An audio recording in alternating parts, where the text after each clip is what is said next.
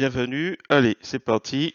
Nous avons deux fichiers, un fichier ODS qui est un classeur et un fichier ODT qui est un simple formulaire.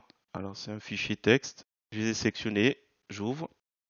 Vous êtes au secrétariat et vous devez faire dans une journée plusieurs fois le remplissage d'un formulaire. Donc plutôt que vous amuser à effacer à chaque fois les données d'un fichier, vous avez la possibilité de passer par un modèle. Alors, le modèle .info, il s'enregistre de la façon suivante. Fichier enregistré sous. Et dans le type, vous cliquez sur le type de fichier, vous allez sur modèle de texte. C'est ce qui est attendu. Un fichier OTT. Donc on va le faire tout de suite. Je vais effacer les éléments que j'ai saisis pour en faire un fichier complètement vierge. Et ensuite, je vais dans fichier enregistré sous. Je déplie le type et je fais modèle de texte ODF OTT, l'extension. Là, à la limite, si je veux attirer encore plus mon attention, j'écris modèle avec le nom du fichier. J'enregistre. Je vais faire le deuxième exemple. Vous êtes professeur. Plutôt que vous amuser à chaque fois qu'il y a un bulletin de notes à effacer et à ressaisir, vous pouvez rester sur ce type de modèle complètement vierge. Là, nous sommes sur le classeur. On va aller dans le menu fichier, ouvrir sous, et même chose, on va aller sur modèle classeur, cette fois-ci OTS. Alors, on peut préciser modèle, peut-être même préciser modèle vierge, bulletin, et je vais vous montrer un petit peu l'intérêt de ce genre de fichier. Je referme le tout.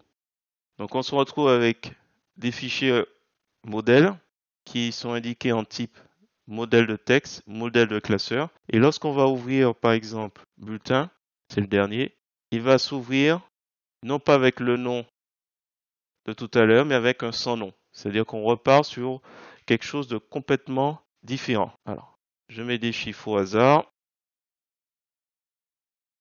Et là, du coup, si vous allez sur la petite disquette, enregistrer sous, vous pouvez remettre un nouveau nom. Alors, ça peut être simplement bulletin septembre 2024. Et on revoit le premier bulletin qu'on avait tout à l'heure. On enregistre. Et le sans nom change de nom. On referme. Et quand on réouvre le modèle vierge bulletin, on retombe sur un sans nom encore. De même que si vous recliquez dessus, vous allez avoir le sans nom 2, ainsi de suite. Encore une dernière, bulletin pour le modèle de classeur, sans nom 3. Là, on a 3 fichiers qui ont été réalisés. Si on va sur le cas du modèle formulaire, donc toujours pareil, modèle OTT, comme c'est indiqué dans le type, c'est bien un modèle texte. Je l'ouvre.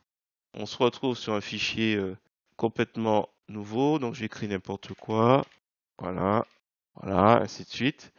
Donc là, toujours pareil, sans nom. Fichier, si vous préférez, enregistré ou CTRL S. Le raccourci KV CTRL S. Et là, je sais pas moi, on pourrait mettre Paul. Donc ça sera un fichier ODT et il me l'enregistre Paul ODT. Et si on va à nouveau sur modèle formulaire, modèle de texte, il va m'ouvrir son nom 1. Il est complètement en attente de la saisie, de l'enregistrement de ce que je veux. Son nom 2, toujours pareil, le même fichier. Voilà. Donc c'est important de bien connaître ces extensions pour pouvoir travailler de manière efficace sans avoir la crainte. Si j'avais ouvert par exemple un ODT, par exemple Paul, et me dire tiens, j'ai un nouveau, je change son nom, je sais pas, voilà, je change son nom, et puis vous enregistrez directement, du coup vous effacez le premier fichier d'origine parce que vous avez simplement par inattention oublié qu'il fallait pas enregistrer, mais enregistrer sous ou enregistrer une copie. Vous voyez?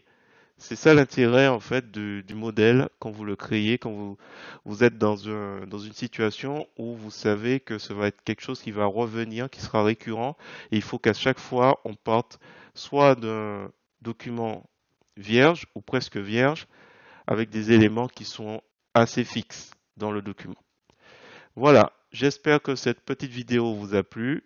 Je ne l'ai pas rappelé au début, mais nous sommes sur la version 24.8.1.2, mais ça, c'est quelque chose qui est assez courant depuis de nombreuses versions, donc il n'y a pas de nouveauté en soi. Quelle que soit la version de LibreOffice que vous avez, vous avez ce type de fichier. En tout cas, il faut être au moins au niveau 7 pour être tranquille hein, et pour que ce soit intéressant. Donc, si vous n'avez pas fait de mise à jour, je vous recommande la version 24. Si vous avez apprécié cette petite vidéo sur les modèles de texte et les modèles de classeurs, je vous remercie de me mettre un pouce vers le haut et de me laisser un commentaire. Et sur ce, je vous dis à bientôt pour d'autres tutos sur GIMP, LibreOffice ou Gmic.